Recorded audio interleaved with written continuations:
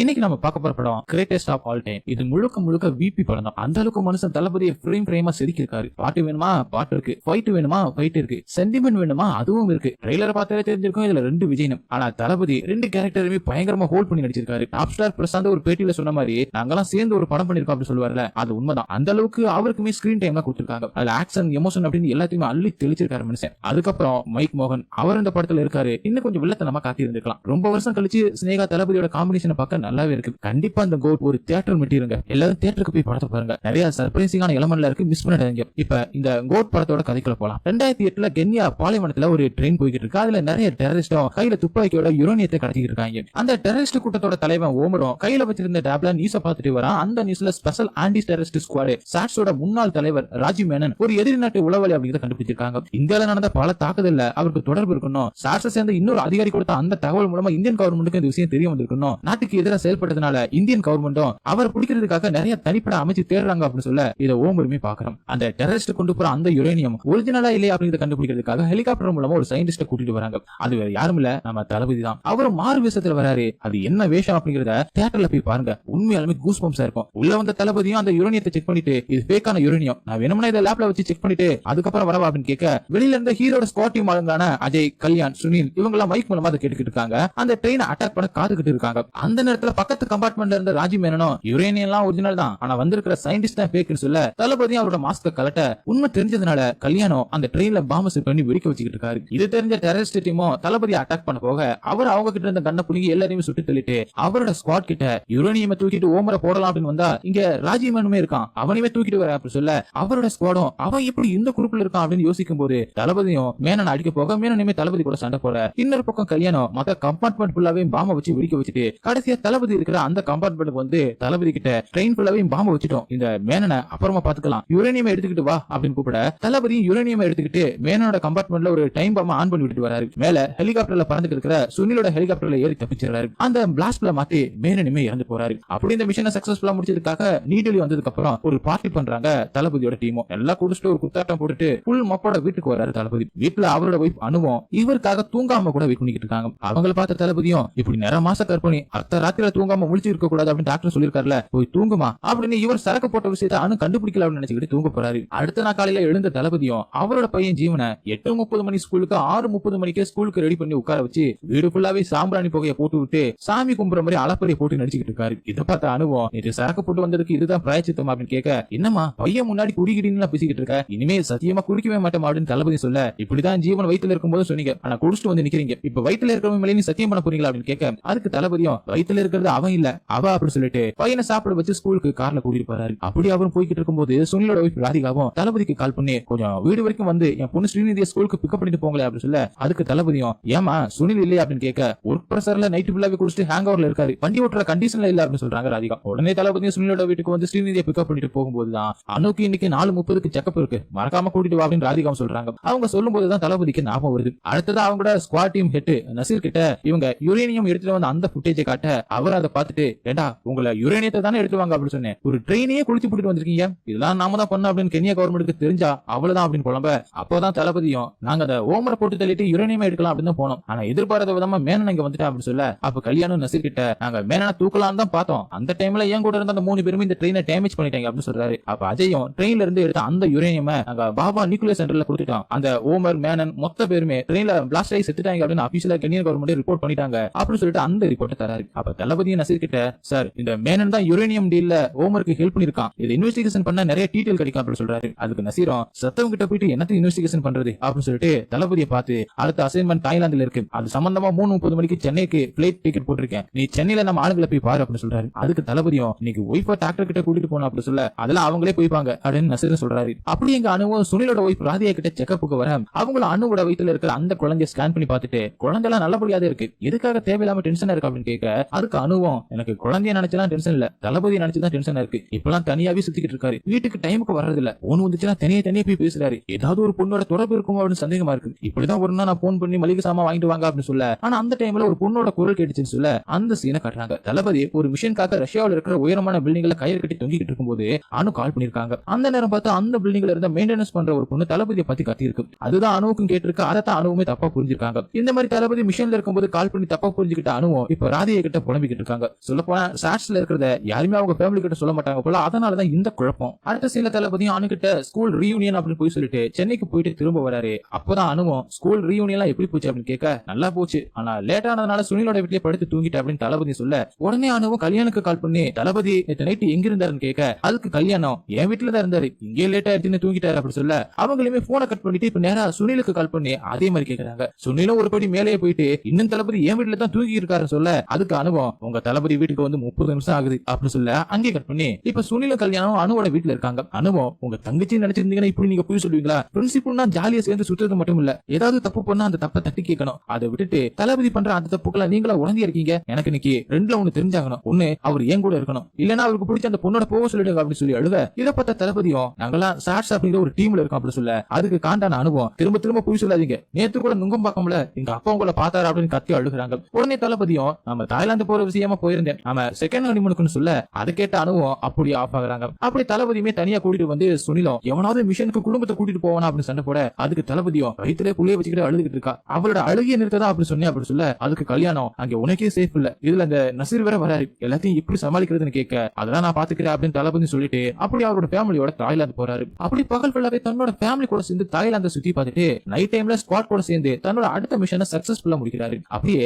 அடுத்து தாய்லாந்துல இருந்து இந்தியாவுக்கு வரதுக்காக ஏர்போர்ட்டுக்கு போய்கிட்டு இருக்காங்க. அந்த நேரத்துல அனுபவம் இந்த ட்ரிப் நல்லா இருந்துச்சுன்னு சொல்லிட்டு இருக்காங்க. அதுக்கு தளபதியும் ஒண்ணு மட்டும் பிறக்கட்டும், 3வது ஹனிமூனை சிறப்பா கொண்டாடலாம் அப்படின்னு சொல்ல, அதுக்கு அனுபவம் கண்டிப்பா நமக்கு பையன் தான் சொல்ல, தளபதியின் ஜீவனை பார்த்து உனக்கு என்ன பாப்பா வேணும் அப்படின்னு கேட்கிறாரு. அவனும் எனக்கு கேர்ள் பேபி தான் வேணும் அப்படின்னு சொல்றான். அந்த நேரம் பார்த்து இவங்க வந்துகிட்டு இருந்த அந்த காரோட டிரைவரை யார சுட்டு அட்டாக் பண்ண, தளபதி அவங்க கிட்ட மாட்டிக்காம குடும்பத்தை காப்பாற்ற பாக்குறாரு. அந்த நேரத்துல அனுக்கு பிரசவ வலி வர அவங்க ஹாஸ்பிட்டலுக்கு கூட்டிட்டு போறாங்க. ஆபரேஷன் தியேட்டருக்கு போற வழியில அனுபவம் நாம லவ் பண்ணும் போதே நீ சாட்ஸ்ல இருந்தி அப்படின்னு கேட்க, ஆமான்னு தளபதி சொல்றாரு. அதை கேட்ட கோவமான அனுபவம் ஆபரேஷன் தியேட்டருக்குள்ள போறாங்க. அந்த நேரத்துல ஒரு நர்சன் தளபதி கிட்ட வந்து கீழே இருக்கிற ரிசப்ஷனுக்கு வாங்க, சில கன்சென்ட் ஃபார்ம்ல நீங்க சைன் பண்ணணும் அப்படின்னு சொல்ல, தளபதி ஜீவனை கூட்டிட்டு கீழே போக போறாரு. ஆனா ஜீவனோ நான் வரலப்பா, எனக்கு கால் வலிக்குதுப்பா அப்படின்னு சொல்றான். அதனால அவனை அங்க இருக்கிற சோஃபால உட்கார வச்சுட்டு கீழே போக, ஜீவனோ அவன் பேக்ல இருந்த ஒரு ஸ்பைடர்மேன் டாய் எடுத்து வச்சு விளையாண்டுட்டு இருக்கான். கீழே சைன் போட்டுட்டு மேல வந்து பாக்குறாரு, அங்க உட்கார வச்சு ஜீவனை காணோம், பையனை காணோம் அப்படின்னு சொல்லிட்டு ஹாஸ்பிட்டல் ஃபுல்லாவே தேடி பாக்குறாரு. ஆனா ஜீவனை அவரால் கண்டுபிடிக்கவே முடியல. உடனே தளபதியும் நசீரையும் கல்யாணியும் வர வச்சு நடந்ததை சொல்ல, அவங்கள ஹாஸ்பிட்டலோட அந்த சிசிடிவி ஃபுட்டேஜ் செக் பண்றாங்க.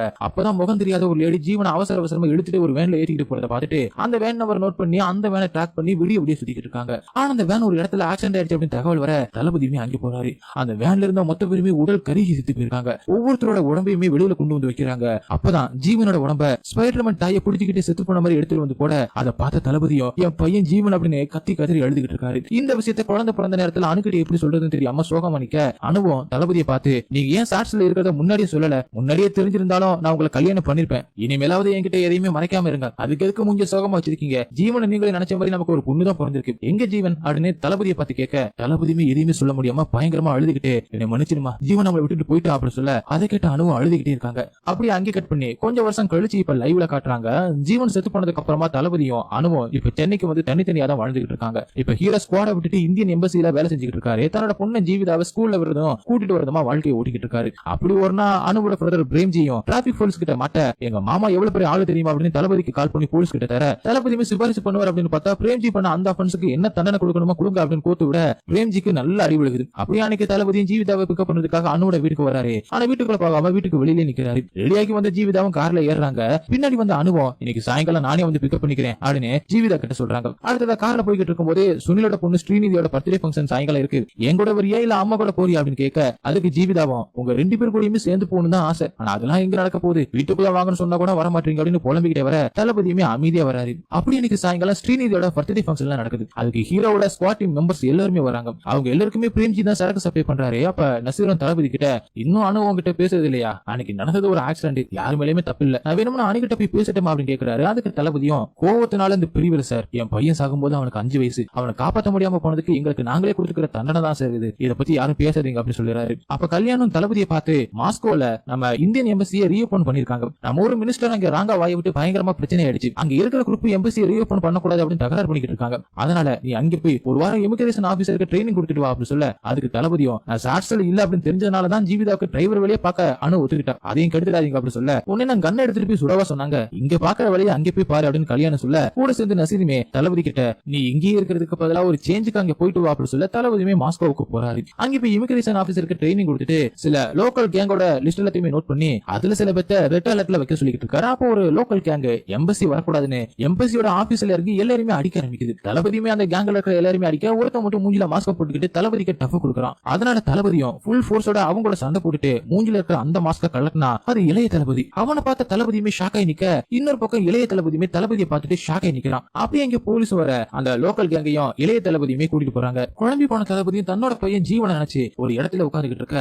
அங்க வந்த சுனிலும் எம்பசில அட்டாக் நடந்துச்சு அப்படிங்கறத கேள்விப்பட்டேன், உனக்கு கால் பண்ணா ஆனா நீ எடுக்கல, அதான் கிளம்பி வந்துட்டேன் அப்படின்னு சொல்ல, அதுக்கு தளபதியும் காலையில நடந்த அந்த அட்டாக்ல ஒரு பையனை பார்த்தேன், அவனை பார்க்க என்ன மாதிரி இருந்தான், என் பையன் ஜீவன் இருந்திருந்தா அப்படிதான் இருந்திருப்பான் அப்படின்னு சொல்ல, அதுக்கு சுனிலும் ஜீவன் இறந்துட்டான், அதுதான் உண்மை, உனக்கு வேணும்னா சொல்லு, காலையில அட்டாக் பண்ண வந்த அந்த கேங் இப்ப எங்க இருக்காங்க அப்படின்னு கண்டுபிடிச்சு அந்த பையனை தூக்குறேன் அப்படின்னு சொல்றாரு. அங்கே கட் பண்ணி அடுத்த நாள் தளபதி எம்பசி வழியா வெளியில கிளம்பும் போது அங்க இளைய தளபதி இவரை பார்த்துட்டு போக, அவன் பின்னாடியே தளபதியுமே போறாரு. அப்பதான் இளைய தளபதி ஒரு பிரிட்ஜ் கிட்ட நின்னு தளபதியை பார்த்து நீ அப்பா தானே அப்படின்னு கேட்க, தளபதியும் கண்ணு கலங்கி அப்ப நீ என் ஜீவன் தானே அப்படின்னு சொல்லிட்டு ஜீவனோட காலை கட்டி பிடிச்சு அழுதுகிட்டு சாரி கேட்டுட்டு, உன்னை எப்படி எல்லாம் காப்பாத்தி இருக்கணும் அப்படின்னு சொல்லிட்டு ஒரு 1000 வழியில யோசிச்சிருப்பேன், ஆனா நீ உயிரோட இருப்ப அப்படின்னு நான் யோசிச்சது இல்ல, எப்படி இங்க வந்து அப்படின்னு கேட்க, அதுக்கு ஜீவனோ எங்கெங்கயோ இருந்தேன் இப்ப இங்க வந்துட்டேன் அப்படின்னு சொல்ல, அதை கேட்ட தளபதியும் அப்பாவை தேடி வந்திருக்கலாம்ல அப்படின்னு சொல்ல, எனக்கு நிறைய விஷயம் ஞாபகத்திலே இல்லப்பா, ஏதோ உங்க முகத்தை எம்பிசில பார்த்ததும் தான் என் கனவுல தெரிஞ்ச அந்த முகம் மாதிரி இருந்தீங்க, இப்ப கூட என்னால நம்ப முடியலப்பா அப்படின்னு சொல்ல, இப்ப நான் பைசல் கேங் கூட இருக்கேன், அவங்களை விட்டுட்டு வரது அவ்வளவு சாதாரண விஷயம் இல்லப்பா, இப்ப கூட உங்களை வான் பண்ண தான் வந்தேன், உங்க உயிருக்கு ஆபத்து இருக்கு, இங்க இருந்து போங்கப்பா அப்படின்னு சொல்ல,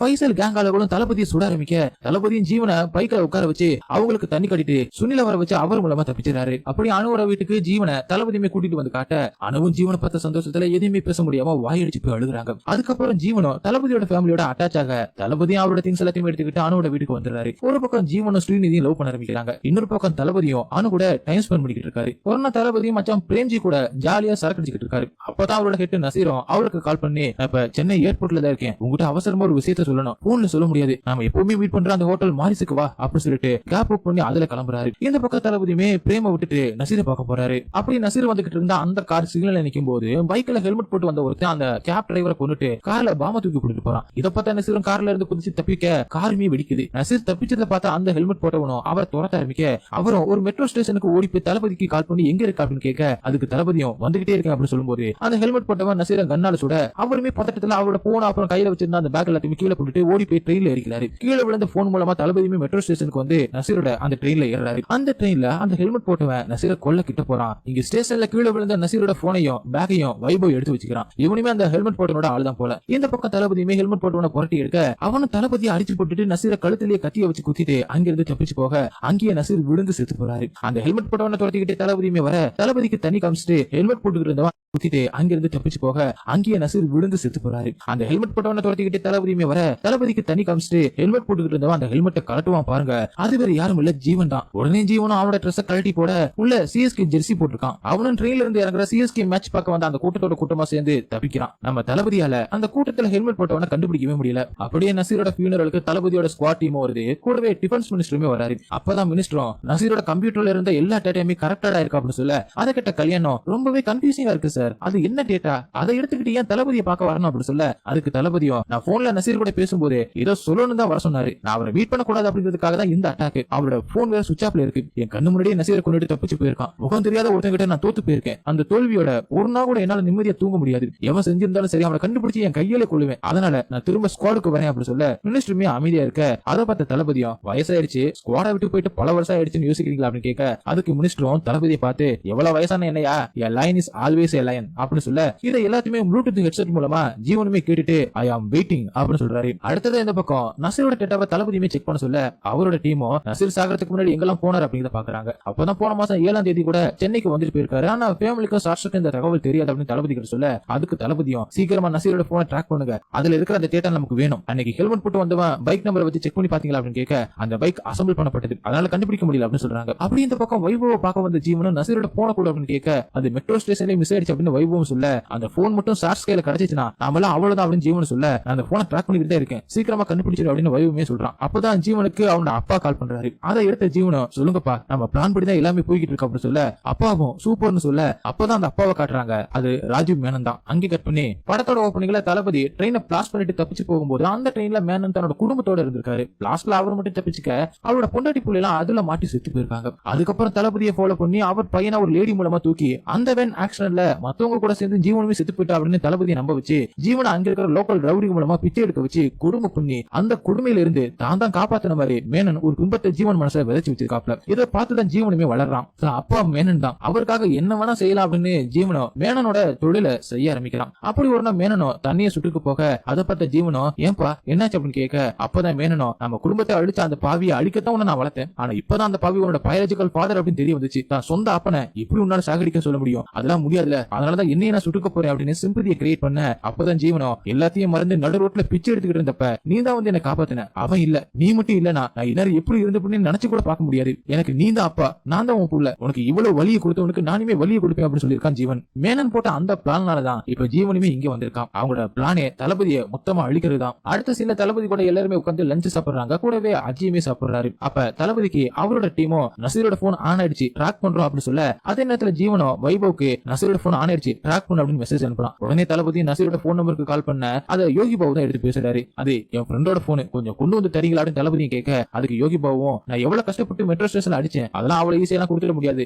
அப்படின்னு அவரும் சொல்ல அதுக்கு தளபதியும் சரி ஒரு 50,000 ரூபாய் வாங்கிட்டு அந்த போனை கொடு, ஒரு லொகேஷன் அனுப்பு, நான் வந்து வாங்கிக்கிறேன் அப்படின்னு சொல்றாரு. அதுக்கு யோகியும் என்னன்னா லூசு நினைச்சியா, லொகேஷன் அனுப்புனா நீ வந்து என்ன புடிச்சிட மாட்டே, அதனால காசு எடுத்துக்கிட்டு காந்தி மண்டபம் வா, நான் போன் எடுத்துக்கிட்டு அங்கே வரேன் அப்படின்னு சொல்ல தளபதியும் அஜய் கூட்டிக்கிட்டு யோகிய பக்கம் கிளம்புறாரு. இந்த பக்கம் ஜீவனோ நசீரோட போனுக்கு கால் பண்ணி அந்த போனை இதுக்கு முன்னாடி பேசினவங்க கிட்ட நீ கொடுத்தனா அவன் உனக்கு 50,000 ரூபாய் தான் தருவான், ஆனா நான் உனக்கு 1,00,000 ரூபாய் தரேன் அப்படின்னு டீல் பேச 50,000 ரூபாய் எக்ஸ்ட்ரா வருது அப்படின்னு சொல்லிட்டு யோகியோ ஜீவன் கிட்ட நீ நேரா கத்திப்பாரா வந்துரு, உங்ககிட்ட மொபைல தரேன் அப்படின்னு சொல்லிட்டு காந்தி மண்டபத்துக்கு வராம கத்திப்பாராவுக்கு போறான். யோகிபா வச்சிருந்த நசீரோட சிக்னலை ட்ராக் பண்ண தளபதியோட டீமோ தளபதிக்கு கால் பண்ணி அந்த மொபைல வச்சிருந்தவன் நேரா கத்திப்பாராவுக்கு போறான் அப்படின்னு சொல்ல தளபதியும் யோகிபாவுக்கு கால் பண்ண அவரும் உங்களோட 50,000 ரூபாய் அதிகமா இன்னொருத்துக்கு போன பேசுறேன், சும்மா போன் பண்ணாதீங்க அப்படின்னு சொல்லிட்டு கால் பண்றாரு. அப்ப தளபதியோட டீமும் யோகிபாவோட லொகேஷனுக்கு போயிட்டு அவரோட ஒரிஜினல் நேம் டைமண்ட் பாபு அப்படின்னு மொபைல் ஷாப் வச்சிருக்காரு அப்படின்னு சொல்லிட்டு அதை கண்டுபிடிச்சு யோகிபாவோட மொபைல் நம்பர் தளபதி கிட்ட தராங்க. தளபதியுமே கத்திப்பாராவுக்கு வந்துகிட்டு யோகிக்கு கால் பண்ணி யோகியும் ஆட்டோல இருந்து இறங்கிக்கிட்டு அந்த போன் அட்டன் பண்ணி பேசுறாப்ல. அப்பதான் தளபதியும் உங்ககிட்ட என்ன விட 50,000 ரூபாய் அதிகமா கொடுத்து போனை வாங்க வரானே அவன் ஒரு கொலகாரன், என் பாசையும் அவன் தான் கொலை பண்ணிருக்கான், அவரோட போனை தான் இப்ப நீங்க கையில வச்சிருக்கா அப்படின்னு சொல்றாரு. அந்த நேரத்துல ஜீவனும் வைபவ் கூட்டிக்கிட்டு கத்திப்பாராவுக்கு வந்து நசீரோட போனுக்கு கால் பண்ண அதை பார்த்து யோகியும் தளபதி கிட்ட சார் அவங்க வந்துட்டாங்க சார், எனக்கு முன்னாடி இருந்துகிட்டு தான் சார் கால் பண்றாங்க அப்படின்னு சொல்ல அதுக்கு தளபதியும் நீ எதுக்கும் பயப்படாத, பக்கத்துல இருக்கிற மெரிடன் ஹோட்டலுக்கு போ, நாங்க வந்துகிட்டே இருக்கோம் அப்படின்னு சொல்றாரு. உடனே யோகி பாபுவும் ஓட அவனை பார்த்து ஜீவனும் ஹோட்டலுக்குள்ள ஓடுறான். உடனே அந்த ஹோட்டலோட எல்லா கேமராவையும் வைபவ் ஹேக் பண்றான். இன்னொரு பக்கம் தளபதியோட டீமும் அந்த ஹோட்டல்ல இருக்கிற அந்த சிசிடிவி ஃபுட்டேஜ் மூலமா யோகியை கண்டுபிடிக்க ட்ரை பண்றாங்க. ஆனா வைபவ் ஹேக் பண்ணதுனால ஃபுட்டேஜ் எதுவுமே ஸ்டோர் ஆகல. அதனால ஹோட்டலுக்குள்ள வந்த தளபதியும் அஜயும் யோகி பாபுவை பிரிஞ்சு போய் தேடிக்கிட்டு இருக்காங்க. ஒரு இடத்துல அஜய் யோகி பாபு கிட்ட இருந்த அந்த நசீரோட போனை வாங்கிட்டு வர வழியில அவனை கொன்னு போட்டுட்டு ஜீவன் அந்த போனை எடுத்துக்கிட்டு ஹோட்டல்ல இருந்து தப்பிச்சு போறான். தளபதி அங்கே செத்து கிடக்கிற அஜயை பாக்குறாரு. ஏன் நம்ம சுத்தி இருக்கிறவங்க எல்லாருமே சாகுறாங்க, யார் இதெல்லாம் பண்றது அப்படின்னு தளபதி குழம்பி போறாரு. அப்படியே தளபதியோட டீமும் நசீரோட போட்டோவை யோகி பாபு கிட்ட காட்டி இவர்கிட்ட இருந்தா அந்த போன் அடிச்சு அதை ஓபன் பண்ணி பாத்தியா அதுல என்ன இருந்துச்சு அப்படின்னு கேக்குறாங்க. அதுக்கு யோகி பாபுவும் நான் போட்டோல இருந்து இந்த ஆள் கிட்ட இருந்த அந்த போன் எடுக்கல, அவன் வேற ஆளு, அதுவும் இல்லாம நான் போன் அடிப்பனே தவிர அதுல இருந்து எந்த ஒரு இன்ஃபர்மேஷனுமே நான் பார்க்க மாட்டேன் அப்படின்னு சொல்றாரு. இதை கிட்ட தளபதியும் யோகி கிட்ட உங்களுக்கு ஏதாவது தகவல் தெரிய வந்துச்சுன்னா எனக்கு கால் பண்ணுங்க அப்படின்னு சொல்லி அனுப்பி வைக்கிறாரு. அப்படி இந்த பக்கம் வைபவம் நசீரோட போன்ல இருந்து அந்த டேட்டா எல்லாத்தையுமே பிளாஷ் பண்ணி கடல்ல தூக்கி போறான். அப்படியே தளபதியும் சுனில் கொடியும் கல்யாண் கொடியும் வந்துகிட்டு இருக்கும் போது அன்னைக்கு மட்டும் அஜய் எங்க வீட்டுக்கு லஞ்ச் சாப்பிட வராம இருந்திருந்தா இன்னொரு அவன் உயிரோட இருந்திருப்பான். என் கண்ணுக்கு முன்னாடி 2 பேர் செத்து போயிருக்காங்க, என்னால ஒண்ணுமே பண்ண முடியல. ஜீவன் வந்ததுக்கு அப்புறமா தான் இதெல்லாம் நடக்குது. ஜீவன் அன்னைக்கே சொன்னான் அவன் இருந்த அந்த பைசல் கேங்கு அவனை சும்மா விட மாட்டாங்கன்னு சொல்லி புலம்பிக்கிட்டே வரும்போது ஸ்குவாட சேர்ந்த ராஜேந்தர் அப்படிங்கிற ஒருத்தவர் தளபதிக்கு கால் பண்ணி அந்த மாஸ்கோ கேங்ல ரெட் அலர்ட்ல இந்த பக்கம் வைபவம் நசீரோட போன்ல இருந்து அந்த டேட்டா எல்லாத்தையுமே பிளாஷ் பண்ணி கடல்ல தூக்கி போறான். அப்படியே தளபதியும் சுனில் கொடியும் கல்யாண் கொடியும் வந்துகிட்டு இருக்கும் போது அன்னைக்கு மட்டும் அஜய் எங்க வீட்டுக்கு லஞ்ச் சாப்பிட வராம இருந்திருந்தா இன்னொரு அவன் உயிரோட இருந்திருப்பான். என் கண்ணுக்கு முன்னாடி 2 பேர் செத்து போயிருக்காங்க, என்னால ஒண்ணுமே பண்ண முடியல. ஜீவன் வந்ததுக்கு அப்புறமா தான் இதெல்லாம் நடக்குது. ஜீவன் அன்னைக்கே சொன்னான் அவன் இருந்த அந்த பைசல் கேங்கு அவனை சும்மா விட மாட்டாங்கன்னு சொல்லி புலம்பிக்கிட்டே வரும்போது ஸ்குவாட சேர்ந்த ராஜேந்தர் அப்படிங்கிற ஒருத்தவர் தளபதிக்கு கால் பண்ணி அந்த மாஸ்கோ கேங்ல ரெட் அலர்ட்ல வைக்க சொன்னா அப்துல்ல சென்னை ஹார்பர்ல போலீஸ் அரெஸ்ட் பண்ணிருக்காங்க.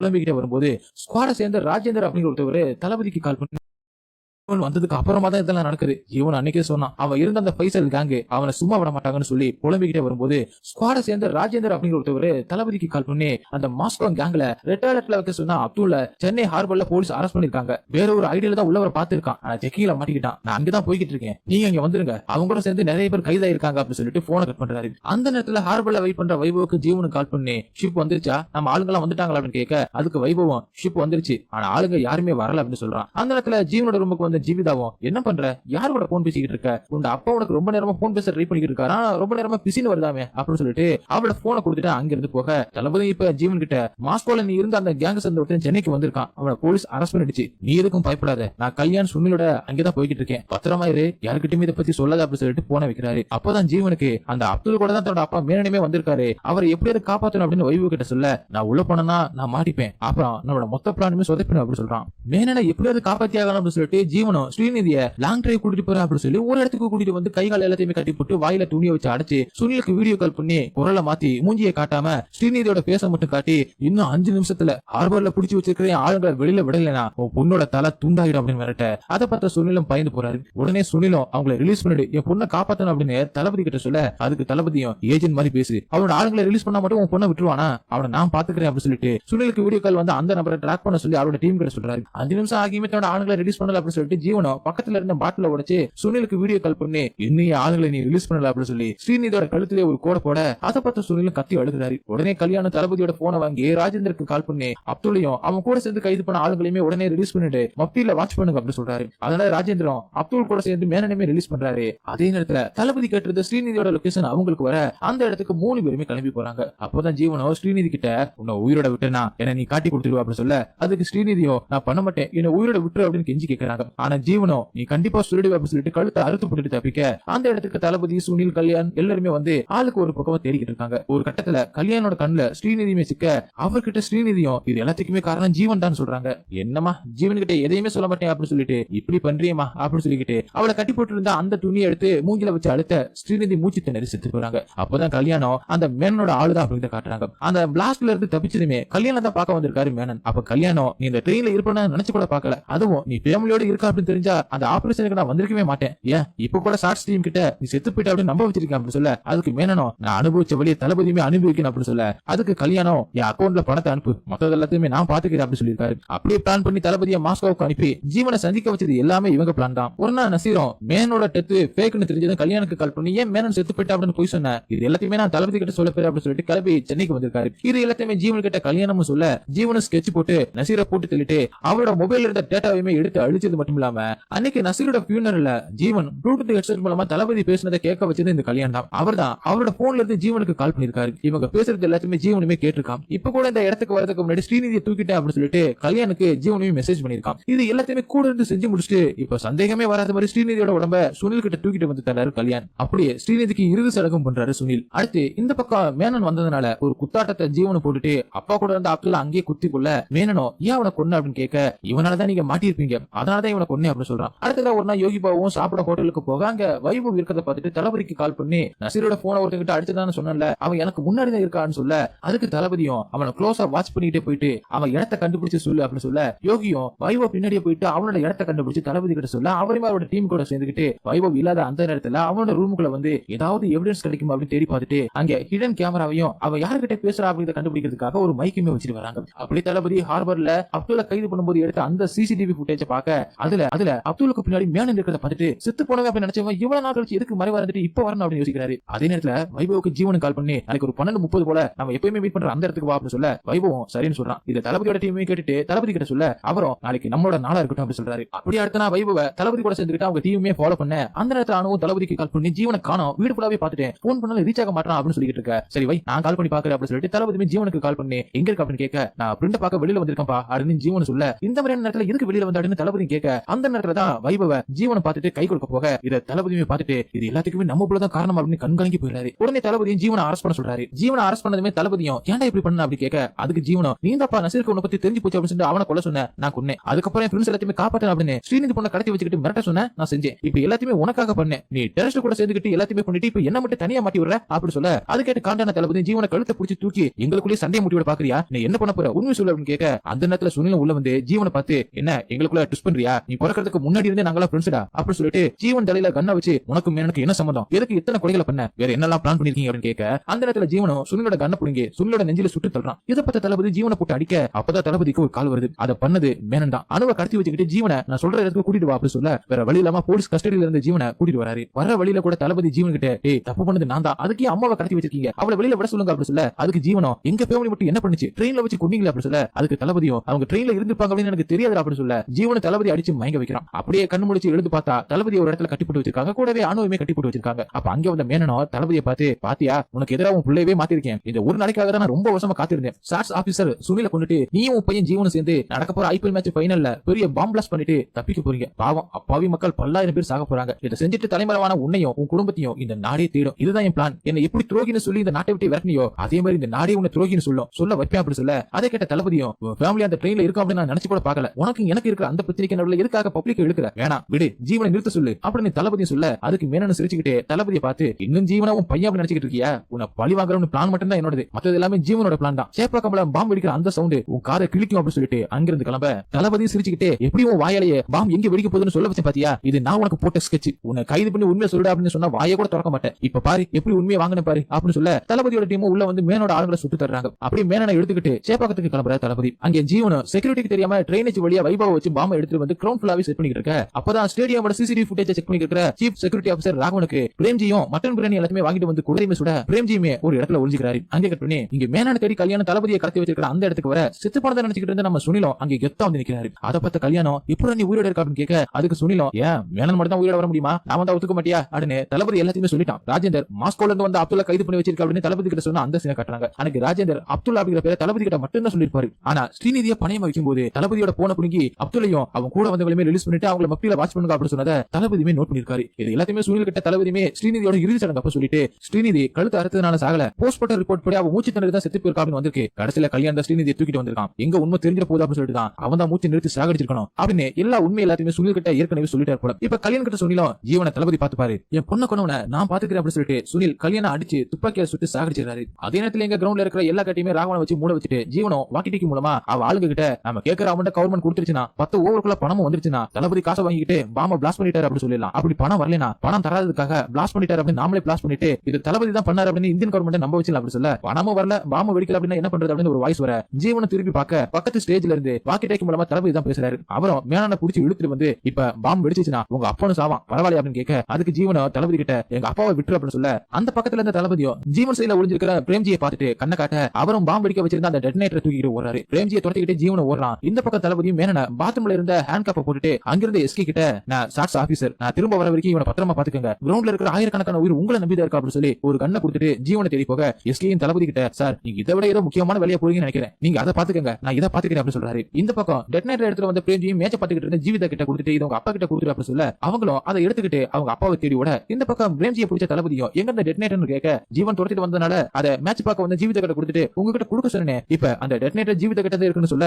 இத வாக்கி டாக்கில ஜீவனை கேட்டுட்டு ஜீவிதாவை துரத்திக்கிட்டே போக ஜீவிதாவும் பயந்து போயிட்டு ஸ்டேடியமோட மாடிக்கு போயிடறான். அங்க போன ஜீவனும் ஜீவிதாவை அடிச்சு அந்த டெட்டனேட்டரை எடுக்க போக அங்க வந்த தளபதி ஜீவனை அடிக்கிறாரு. ஒரு கட்டத்துல ஜீவிதா வச்சிருந்த அந்த டெட்டனேட்டர் கீழே விட அதை தளபதியுமே எடுக்கிறாரு. அதை பார்த்து ஜீவனும் ஜீவிதாவோட கழுத்துல அங்க கடந்த உடஞ்ச பைப்பை எடுத்து குத்துற மாதிரி பண்ணி தளபதியை பார்த்து அந்த டெட்டனேட்டர் கொடு அப்படின்னு சொல்ல தளபதி எவ்வளவு சென்டிமெண்டா பேசி விஜயகாந்த் படத்துல வர மாதிரி மனசை மாத்த பாக்குறாரு. ஆனா ஜீவன் நீ எவ்வளவு கிரிஞ்சா பேசினாலும் என்கிட்ட வேலைக்காகாது, என் தரலைனா நான் ஜீவிதாவை கொண்டுடுவேன் அப்படின்னு சொல்லி மிரட்ட அதை கேட்ட தளபதி ஜீவிதாவை பார்த்து நீ யாரு பேணுமா அப்படின்னு கேட்க அதுக்கு ஜீவிதாவோ நான் தலை பேன்னு சொல்லிக்கிட்டு ஜீவனோட தலையை வேகமா முட்ட அவனும் நிலை தருமாற உடனே தளபதியும் அவர் ரகசியமா வச்சிருந்த அந்த கண்ணெடுத்து ஜீவனோட நெத்தி புட்டிலே சுட்டு தள்ளுறாரு. அந்த நேரத்துல சிஎஸ்கேக்கு மும்பைக்கு எதிரான அந்த மேட்ச்ல தோனி 6 அடிச்சு சிஎஸ்கே டீம் வின்னாக கமெண்ட்ரில இருந்தவங்களும் வயசானாலும் சிங்கம் தான் திரும்ப நம்ம hero greatest of all time அப்படின்னு நிரூபிச்சிட்டாரு அப்படி சொல்ல இந்த படத்தை அப்படியே முடிக்கிறாங்க. ஓகே गाइस, படம் உங்களுக்கு எந்த அளவுக்கு பிடிச்சிருந்துச்சு அப்படிங்கறத கமெண்ட்ல சொல்லுங்க. உங்களுக்கு இந்த வீடியோ பிடிச்சிருந்துச்சுனா உடனே ஒரு லைக் தட்டிட்டு மறந்துடாம உங்க ஃப்ரெண்ட்ஸ்க்கு ஷேர் பண்ணுங்க. அப்படியே சேனல் சப்ஸ்கிரைப் பண்ண மறந்துடாதீங்க. நெக்ஸ்ட் வீடியோல மீட் பண்ணலாம். பை.